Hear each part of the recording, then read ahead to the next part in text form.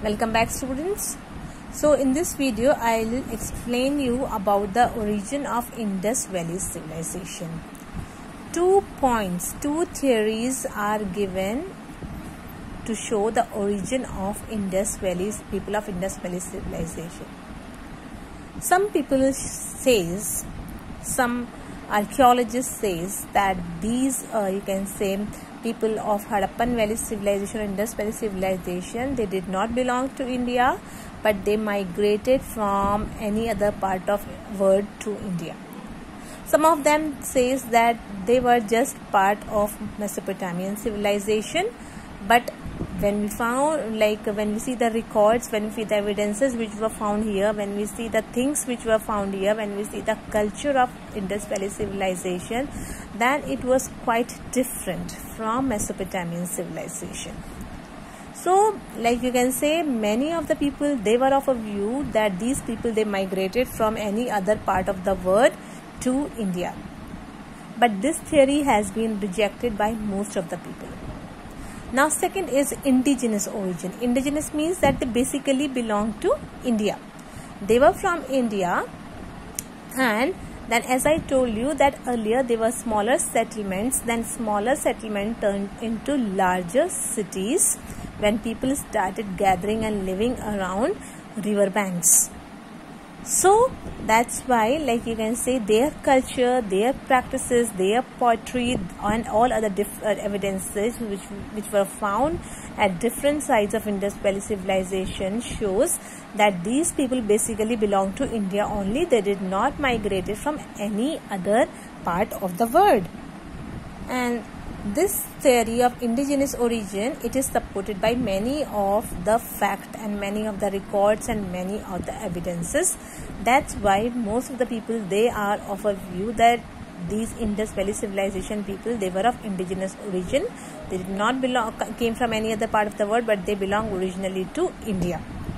And they form their own civilization, their own culture, their own religious beliefs. Now, how did we come to know about this civilization? When we see about the discovery, in that video also, you must have seen the pictures of all the people of all who contributed in the discovery and excavation of this site of Indus Valley civilization.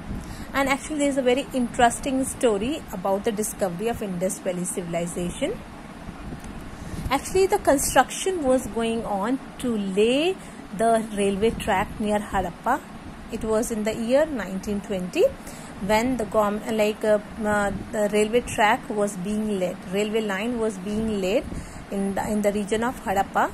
And because obviously to lay a railway line, digging is required. And while digging that region, and while construction, you can say, the authorities, they observed that the bricks which were used from, you can say, people, they started, those people who were working over there, construction workers, what they did, that they used bricks from a nearby ruin. They might be a broken house, or they might be a ruined house. So they collected bricks from there and started using in laying the railway track. So then authorities, they observed that these bricks are very old, that those bricks were very old. And then they you can say brought it to the notice of Archaeological Survey Department of India, Survey of India Department. And then Archaeological Survey of India went at the site and started, you can say, collecting information. So that's how then they started excavation. They started, you can say, collecting all the material which were available there, which were there at the site of Indus Valley civilization. So this was just a coincidence that the construction was going on, and through that construction, during that construction work only, you can say, people, they noticed about this civilization. Then it was in 1920. In 1920, the construction work was going on. Then in 1921, Dayaram Sahni, he was the one who discovered the city of Harappa. First site that was discovered was Harappa, and it was discovered in 1921 by Dayaram Sahni. After him, R.D. Banerjee, he discovered Mohenjo-daro in the year 1922.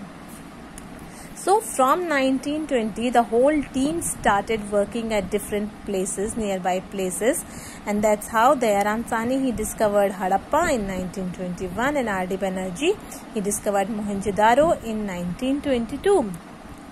And because this was the time when India was under the British rule, 1921-1922, the British rule was there in India. So you can say Sir John Marshall, he was the Director General of the Archaeological Survey of India at that time. Sir John Marshall, he got very much interested. He was the Director of Archaeological Survey of India Department. He also started leading his teams, and he did excavation at different places, and his team also found many sites only on the bank of river Indus and Saraswati. And he also confirmed that this civilization was very old one, and it flourished between 2500 and 1500 BCE. Remember BCE, that is before Common Era. If it was just BC, then it would have been before Christ, but because it's written BCE, so it means before Common Era, but both of them represent the same period. So he also, you can say, confirmed that this civilization flourished between 2500 to 1500 BCE. So that's how like these different cities, and there were many more people who started joining the team, and then these people, they started discovering one site after another.